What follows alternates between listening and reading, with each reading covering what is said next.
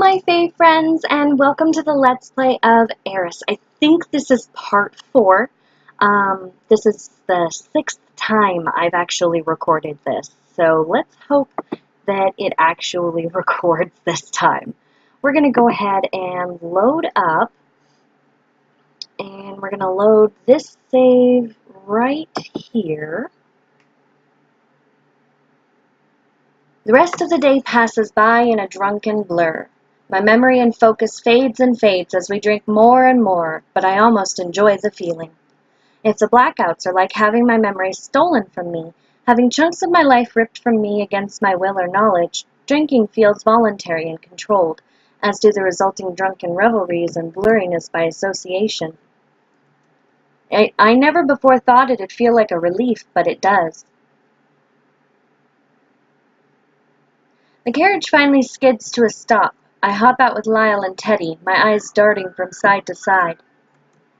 As I process the sight before me, storms bulldozing through the towns, monsters skulking in the lands and howling, and denizens flailing around haphazardly, trying to defend themselves with what pitiful attempts at weapons they own, I suck in a breath and wince. There are a group of knights in front of the entrance, their arms outspread in defense. Small groups of people huddled together behind them, trembling in fear. "You're the reinforcements?" "Do you have to ask? Of course." "Good." We didn't. The warriors of our town, they... An old woman bends down and hugs the child, whispering consolations in his ear. A knight shakes his head, fatigue clouding his features. "Survivors must be taken to the nearest gate to the town. Do not let them wander off alone. Do not let them leave. Kill all the monsters, or try to." He spits at the ground and shakes his head. I fret as he continues to speak.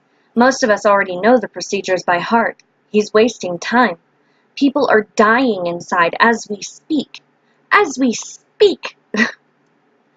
But it's better to be safe than sorry, I suppose, and the determination with which he says his words does seem to comfort the survivors some. In any case, arguing with him or rushing in before he finishes will only mean a further delay. They'll just return anyway, but at least it'll buy time. Mother of souls, I miss the days when they die and stay dead. I scoff at his words. Yeah, well, back in those days, the monsters didn't attack us either. Surveying the other carriages one last time, I count half a dozen. Means around a dozen soldiers are here. Tops. Is it enough? I don't know, but it doesn't matter. Don't bother trying to fend them off or sending them elsewhere. That wastes valuable time that should be spent finding and protecting survivors. Understood? Understood. Just pretend that was in, like, surround sound with hundreds of soldiers, and yeah, that'd be a pretty badass visual. As soon as the knight nods and gestures us in, the others begin their mad dash into the fray, their battle cries piercing through the skies. "Leroy Jenkins!" My sword unsheathes with a dull clang, and Lyle nods towards me and swallows. Yes, I'm aware that's a really old meme. I don't care. I love it. I still to this day occasionally watch the video because it's hilarious. Ready? Always. We join the foray, ducking past the torrent of magic from allies and beasts alike. Opaque gusts of ash and dirt and metal shards whip around in the air, ripping through all they devour and almost swallowing Lyle. I shove them away. We tumble on the ground just as a beast growls and pounces on us. "Alia, no!" Teddy growls and leaps, tearing at the beast's throat with her teeth. I mumble a thanks. Grunting, I spin up my torso and sword while Teddy distracts the beast. Steel slices flesh only slightly. I grip my teeth, expending more effort, pushing farther and harder as the beast snarls and claws into me, and light erupts behind my eyes just as a deafening pop fills my ears. The monster poofs into smoke. From behind me comes another pop. I hobble around and through my blurred vision see flakes of ice crashing into the ground from the cloud of smoke that's begun to disperse. My ears ring for seconds more. "You, huh? Thanks. Wouldn't have been able if you hadn't saved me first." Are you okay, though? You're bleeding." "I've been through worse, and you know it. Let's get going." Lyle frowns at me in worry before refocusing on their enchantments and buffs. As soon as they finish, prisma-colored auras of energy envelop us and they change the focus of their magic. Okay, I'm going to pause for a moment here and go over a theory that I have. Buffs. They mention buffs. They mention potions. This all sounds like somebody's idea of an RPG or an MMO. There will be more evidence later. Again, I've recorded this 6 times by now. I have it almost memorized. Globs of green water rain from the sky, embracing and trapping the storms as they splatter to the ground. For an hour, 2 hours longer, Lyle and I dash deeper into the towns and scour through all the houses, desperate to save as many people as we can.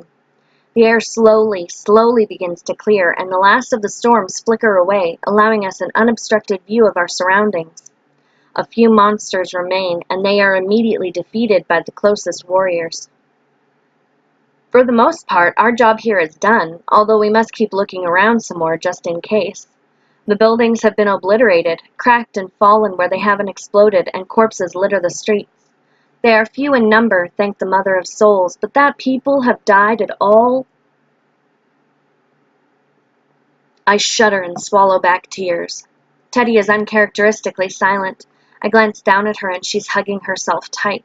I lift her up into an embrace and she doesn't shy away. I rock her back and forth. She shudders, then collapses in my arms. Bending forward, I set her down, letting her back lean against a tree. She deserves to rest. The monsters will no doubt return to life in a few hours to days, whether here in the towns or nearby, and I squeeze my eyes shut in dread. These attacks are endless. We trudge through the towns and continue to look for survivors as we speak. Our pace has slowed now that the initial wave of danger is over.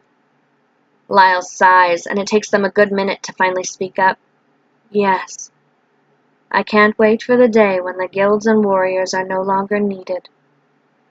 Doubt there's any warrior who disagrees with that sentiment, ironically enough. None of us want anything more than for all of us to get fired, and soon. I glance back at them and belatedly realize how much they're trembling. They almost look feverish, especially under the distorted lights that remain from the endless magic casted.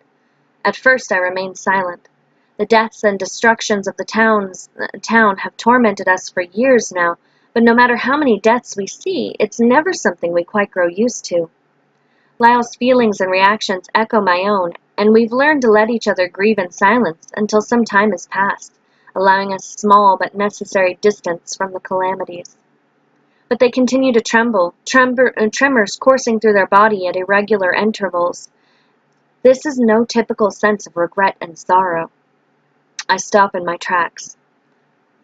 Are you all right? Yes, of course. As always. You don't look it, you know. It's the same as usual, you know? The stress. All the deaths are starting to get to me. That can't be all. We've been through similar quests before, and you've never reacted, so... It's me. It's me. My past. At those words, my past, I suddenly feel the memories of my own past wash over me, and I drown in them. Can't breathe. Can't breathe. Can't breathe. A beat later, my heart sputters, and then I'm perfectly fine. I can hardly recall the memory at all, even when I try to figure out why it affected me so badly. That doesn't seem right to me. That just really doesn't seem right. Odd. What in the world just happened to me? Something similar happened. To me. I assume this is supposed to be dots. ... Bear running. Same difference. When I lost my home. I stifle a gasp at their confession. We may have been friends for practically a decade, but they had never uttered a word about their past before. For whatever reason, there's always been an implicit agreement between us that we'd share painful experiences and any tragedies we faced during our lives as vassals, but that anything from before our joining the guild would be strictly off limits. Lyle knows about my history, of course. They were one of the warriors who came to save my village from the bandits. But they've never asked for more details than what they already knew, which I've always been grateful for, though they have always offered me reassurances and comfort. Meanwhile, I've always known something happened in their past because they've been a vassal since they were far too young, because they've never once mentioned their family. But it's one of the things we still haven't talked about to each other, even now. Oh, They swallowed once, twice, and their eyes refused to stay still. If you want to talk about it, you can. They hesitate, then shake their head. No, it's all right. We have a mission to focus on, after all. But the destruction of my own town, it was just like this, except worse, because it was one of the first towns to go. We didn't have the precautionary measures we do now, and we had no way of reaching out to the other towns for help. And the monsters. Some of the monsters we defeated today were the same type that came to our town. I'm sure they weren't the exact same ones, of course, just the same species, but I reach out and take their hand, and we squeeze each other, trying to take solace in each other's presence. Tears have welled up in their eyes, although they tilt their head back, refusing to let the tears fall. Oh, that's so sweet. They're trying to be strong for us. I'm sorry. Don't be. It wasn't your fault. And it's not like you didn't go through something similar. I can't think about that right now. I don't want to. I can't afford to. Anyway, I suppose things will be like this for a long, long time. Probably. If only we knew how to cure the plague on the monsters. If only. But I think we all know at this point that that's only wishful thinking. No one knows why the monsters came to attack us, or how they came to revive constantly, never to die, but, well, they did. And I suspect Airis won't see the end of it until long after we've died. Lyle's eyes glaze over as they think, their trembles refusing to subside. I don't even know anymore. Know what? Most days, there's nothing I want more than to avenge the deaths and sufferings of everyone in this world, but at the same time, it's all futile, really, all our efforts. Sure, we save lives every once in a blue moon, but for the most part, people die, and the survivors are forced to lead the rest of their lives filled with misery and grief, hopelessness. Some days, I almost want to give up, to let things be. Is there even a point to trying to do anything? What am I supposed to say? How can I reassure Lyle? We can overcome our struggles, we can't give up, but I feel the same way, or we must avenge those dear to us. I feel like this will turn things angry, and I feel that that will be bad. Meanwhile, this one just screams bad ending to me. So we're going to go with we can overcome our struggles, because we got to be their rock. We got to be the one that they depend on. Yes, I'm sure. It's easy to waver, that's all. I know, but suffering is temporary. I'm sure that as long as we continue to defend our nation and persevere, we can overcome our grief. I'm sure we'll find a way to protect our nation forever, to prevent any and all potential casualties. Someday, Lyle, it's going to happen. You're certainly optimistic. We have to grab onto hope. What else is there? I want to live my life, and I want to be happy. For that, I have to keep wishing, believing, and I have to protect as many people as I can for as long as I must. I suppose you're right. Well, I'd love to join you on your quest for as long as I can, if you'll have me. Oops. I was using the wrong voice. Oh, of course. You don't have a choice in the matter. Lyle takes a deep breath before managing the slightest of smiles, nodding at me in affirmation. Then they stop in their tracks, and I jolt back because our hands are still knit together. What? I follow Lyle's eyes and gasp. Kylan. He's too far away for me to see properly, but that's got to be him. I squint to see him better, albeit in vain. His back is to us, and he's kneeling over something. Monsters. They're hurt, or at least they must be. Why else would they be lying limp on the ground? His arms are constantly moving above them, though I can't for the life of me deduce what he's doing. Forgetting my reservations, I begin rushing towards him. I'm gonna bet autopsies. I bet he's doing autopsies on the monsters. Oops, I just accidentally hit forward. Lyle tugs me back. What? Aaliyah, wait. We have to be careful. What are you talking about? It's Kylan. We know him. He went missing the same day you did, and I haven't seen him since. Haven't you been worried too? Of course I was, but look at him. Why in the name of the Mother of Souls would he be here right now? I thought he was supposed to be retired. And what in the world is he doing above the monsters? Why haven't they poofed yet? Is he letting them live? Why? Why hasn't he defeated them and moved on? I freeze as I absorb Lyle's words. Maybe Lyle has a point, but I can't help but think that they're just overreacting about this. What should I say to them? What does it matter? You're right, thanks for the warning. We'll see when we talk to him. What does it matter? Sounds like we're dismissing them.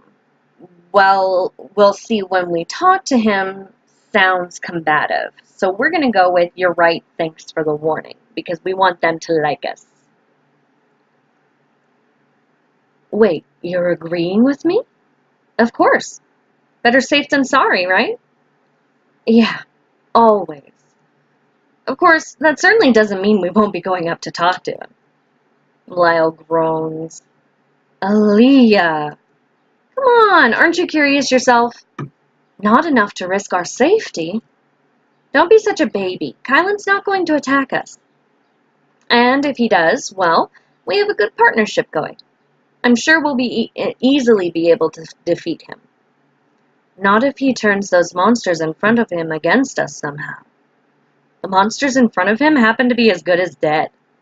Seriously, you have a tendency to worry too much. Come on, Lyle, let's go. Ugh. As you wish, I guess. As you wish means I love you. As you wish means I love you. Princess Bride, for those of you who don't know what the hell I'm talking about. I smile up at them as encouragingly as I can, and they snort. Well, if anything, I suppose I should be glad Kylan's here. His presence has eased the mood, and our fears more than any words of comfort could possibly have. Lyle's present worries seem to have overridden the fears of the ghosts of their past and future. Kylan turns around, his eyes widening as we approach. He turns back and quickly packs up before rushing towards us. Aaliyah, you're here! What a coincidence! What are you doing here? Their voice is distant and hostile, and I nudge them with my elbow. They cough before repeating themselves, their voice slightly mellower. I nod in approval. I haven't seen you in forever. Have you been all right? I've been great. Thanks for asking. You're clearly not. He makes a face and gestures towards the blood adorning my clothes. I shrug. Most of it's not mine, and the bits that are, well, I'll survive. I hate to be cocky, but I'm not too shabby a fighter. Cocky. You're a great fighter is what you are. You deserve to be cocky. I nudge them again, my cheeks coloring, and they quiet down. I'm glad you're safe at least, Aaliyah. I notice Kylan doesn't even offer Lyle so much as a glance of acknowledgement, and I raise my brow. What is up with these petty people? Were you one of the people dispatched here to deal with the monsters? Yes, we are. I take pains to emphasize the word we, and Lyle straightens their back, causing me to snort. What about you? What were you doing here? Oh, I was... Kylan finally glances at Lyle, and he smiles pleasantly at them. On an errand for the king, you see. That's... Lyle is about to shout something, but they stifle themselves midway, fuming. I only look up at Kylan in shock. He knows the king? He certainly looks like the type who would know the king. Kylan's smile only broadens, and he begins to guffaw. I'm only kidding. Apologies about any potential misunderstandings. I frown, especially as Lyle grits their teeth and tenses up some more. What do you want to bet Lyle works for the king? I bet you anything. So, what are you doing here exactly? No jesting this time, please? Nothing of importance. It's just that some of the monster's remains can make for a potent potion ingredients. Oh? The teeth of your average cave bat, for example, can cure a migraine in a heartbeat. God, I wish those existed in America because I get migraines like nobody's business. No, I do not get high. You have to grind it up, of course, to eat it. I usually add it to syrup for taste. That sounds bizarre, but it doesn't feel like a lie. Kylan did say he was into making potions. What potion are you working on now, that the monsters we fought today could help with? Nothing that great, just a few HP potions. Huh? Healing potions, that is. HP? HP? I bet you anything that's a player who got trapped in the MMO world. Kylan is a player. I bet you anything. This is great. I see. Speaking of potions, the potion you gave me before hasn't done anything. I wonder if I've done something wrong. Is that so? I apologize, Aaliyah. That's horrid. Somehow he doesn't sound particularly surprised. I furrow my brows. It couldn't have been anything on your end. I must have made a miscalculation somewhere. I'll try brewing another something new. Hopefully the next one works. I glanced down at my feet. I'm eager for anything, any chance to cure the blackouts for good. But Lyle may be right. What if I can't trust Kylan? It's strange that he'd have come to collect ingredients to the very place and time an attack was happening. Selfish, too. How could he be focusing on experiments when people are dying? There must be more to his story, but I don't know if I want to hear it. It's impossible that he means harm, but his suspiciousness, combined with Lyle's own doubts about him, form a gnawing sense of dread and doubt in my stomach. Give it to me first. I don't trust you with her. Aaliyah, are you all right with being the first tester, or no? I understand if you aren't. I send an apologetic glance towards both Lyle and Kylan. Lyle shakes their head in resignation. I don't know, but I'm grateful you're offering regardless. Let me think about it. Anyway, I'm jealous of your abilities. I wish I could make potions myself. It would come in handy during quests. No, it's usually much cheaper to buy potions. I'm just an eccentric of sorts. He's an eccentric of shorts now. I bet you anything he's wearing shorts right now. Uh-huh. I see.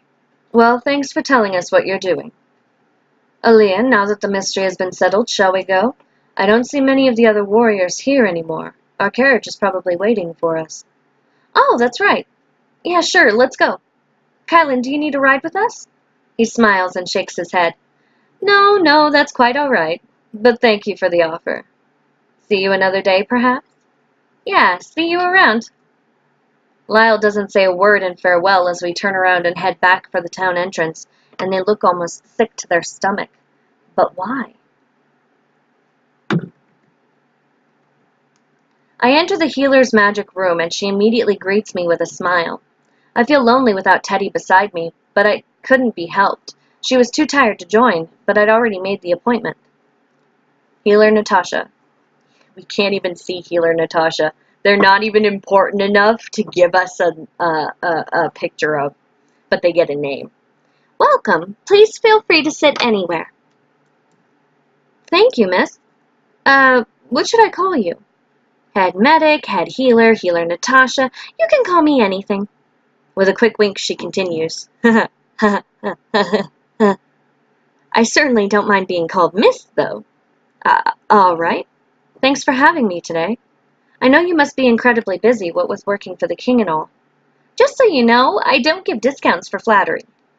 Of course not. I was only saying. It's an honor that I'm getting to see you in person at all, that's all. The medic smiles at me gingerly. It's a privilege you'll be granted for as long as you remain a vassal. There's nothing more important than service to one's nation, after all. Of course, still I'm grateful. The head medic, Natasha, is the best healer in all of Airis, and most people spend their lives never meeting any healers who are even half as skilled as she is. The only reason I was able to set up an appointment with her today is that there's some sort of agreement between the royal family and the most elite guilds, Airis' vessel included, that allows us to book a meeting with her at steep discounts at certain limited hours of the week. Of course, even then it's incredibly hard to book a meeting with her, since all the members in the aligned guilds are competing for the same few spots, despite the massive fee necessary for a visit with her. Thus, for anything other than a potentially life-threatening illness or an ailment nobody seems to have answers to, it's best to seek out other measures of treatment. I still can't believe I managed to win an appointment with you on such short notice. So it seems the Mother of Souls is on your side. She raises a brow, and the smile that lingers on her lips shifts into something calm, something so placid as to make their expression moot. I can't help but grin at the words, however. May her favor of luck be a lasting one. The medic nods curtly before jumping to the purpose of my visit. Remind me, what are you having issues with again? Blackouts. I've been blacking out lately, and often. Her expression doesn't change. At her seeming nonchalance, I ironically feel a sense of both distance and comfort, the latter because of a sudden hope that my ailment must be something common, something easily cured, perhaps, that healer Natasha has seen and treated 1,000,002 times already in others. Blackouts. Yeah. I'll end up somewhere I don't remember going with the last few hours of my memories completely blank. Before you say anything, it doesn't correlate at all to alcohol use. I've been drunk to the point of having blackouts before, and this isn't it at all. Sometimes I'll have abstained from liquor for weeks when it occurs again, day after day. Is that so? How peculiar. I'm really worried. What if there's something severely wrong with me? It's a fairly recent phenomenon, so I don't know what's going on. I think my friend said they were going through something similar too, so I don't think I'm going mad, but maybe we both are. It's strange. I don't know what's going on. Is there anything you can do to help me? Any potion you can give me? Any treatment, an explanation? I shut up, realizing how much I'm rambling. The fact that someone so respected, of so much expertise, is standing in front of me makes my words pour out of me in a frenzy for answers. Could it be that you're simply tired? ... Or walking bare. I'm sorry, what? A good night's rest or a few may be the best treatment. Perhaps you're fainting and sleepwalking. No, that's not it. I don't feel tired at all, and the friend I mentioned probably sleeps too much, all things considered. This friend of yours, do they accompany you often to quests and the like? Well, yes, we're inseparable, but I don't see how that relates. You don't? Really, no. You guys are both equally tired from going on so many quests, that's all. Head healer, I really don't think that's it. You're not the healer here, Miss Aaliyah, was it? I do believe I know what I'm talking about. It's not that I doubt your wisdom, it's only that, really, there's no need to worry. You're not insane, just tired. It's quite normal, really. I think I know what I'm like when I'm tired. Not if it's only recently that you've begun to overexert yourself. Our bodies are quite strange, you see. If we push ourselves a little too much, boo. I didn't even skip that one. That one just went on by its own. I briefly consider arguing further, but decide there are better ways to use my time than to offend one of the most powerful connected people in the nation. She won't change her mind anytime soon, no matter what I say or do to prove my point. Fine. All right, I understand. But could you at least give me some tests or something, as a precautionary measure? I don't quite see a need. I do. It would make me feel more reassured, please. My tests require the drainage of hard-to-acquire resources and hugely exhaustive magic. They would raise your fee rather substantially, and I'm afraid I can't offer any discounts, considering I fail to see how they'd benefit our knowledge. What if you're wrong? You doubt me? I suck in a breath, realizing what a breach of etiquette it is for a nobody like me to question someone of such authority, and so blatantly at that. No, that's not it. Of course not. Perhaps my description of my symptoms were not specific or accurate enough, leading to incorrect judgment from you as a result of incorrect evidence. My excuses sound too flimsy for comfort, but in my haste it's the best I can come up with. Anyhow, I'm sure I can find the money somehow. Please, I'd appreciate any further means of aid you can offer. The medic hesitates, and I stare at her in confusion. You misunderstand me. When I said I have to raise your fee, I wasn't trying to warn you about a huge dent in your wallet. I was attempting to insinuate that there is no way for you to ever earn half the money necessary for any potentially relevant tests. Oh, apologies, Miss Aaliyah. No, it's just, well, what's the point of having access to the best medic in the nation if I can't afford her services? As if to read my mind, the medic continues speaking. Wait it out, Miss Aaliyah. Wait and see and get some much-needed rest. It may take a while and your circumstances may worsen before they improve, but improve they will in the end, I swear it. Who cares if she swears it? I'd sigh if it weren't such an obvious form of disrespect. And disrespect is, after a fashion, exactly what I feel about both my visit here and the medic herself. Such an expensive visit and such a waste of precious time that I could have spent questing or asking around the guild, and all I heard were falsities beyond reason. This is unbelievable. Could she really be the medic everybody lauds? The king trusts her, I should too. This must be a joke, or the royals are fools for trusting this hack. I don't trust this lady as far as I can fucking throw her. She is clearly giving us some runaround here. So we're not doing this one, the trusting. This must be a joke is probably the closest, and the royals are fools for trusting this hack doesn't fit right to me, because it sounds to me like she's being told to not discuss this, and I want to know why. So we're going to go with this must be a joke.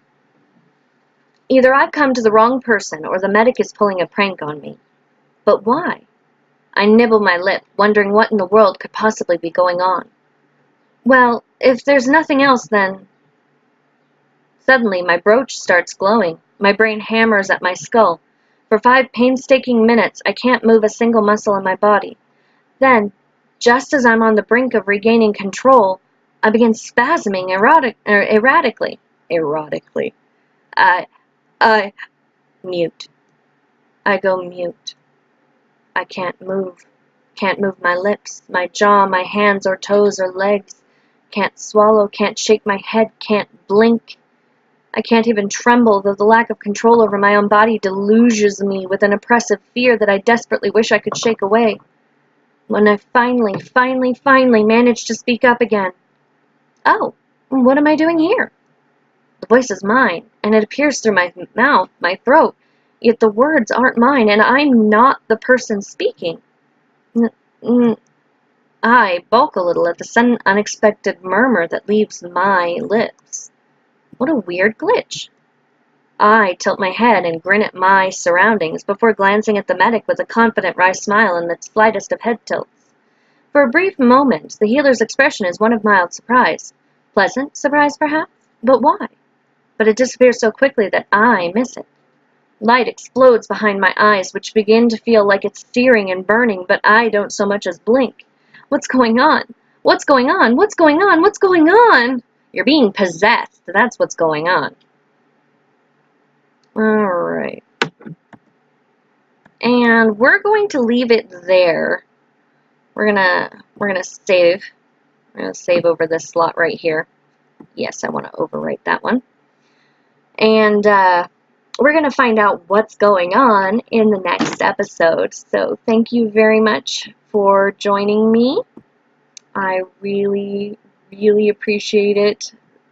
So far, we've had a lot of fun with figuring out what's going on in Airis and why Lyle works for the king. I'm like 98% sure now why that Lyle works for the king. And I can't wait to see what's going on. So join us next time, and thank you for being part of our team.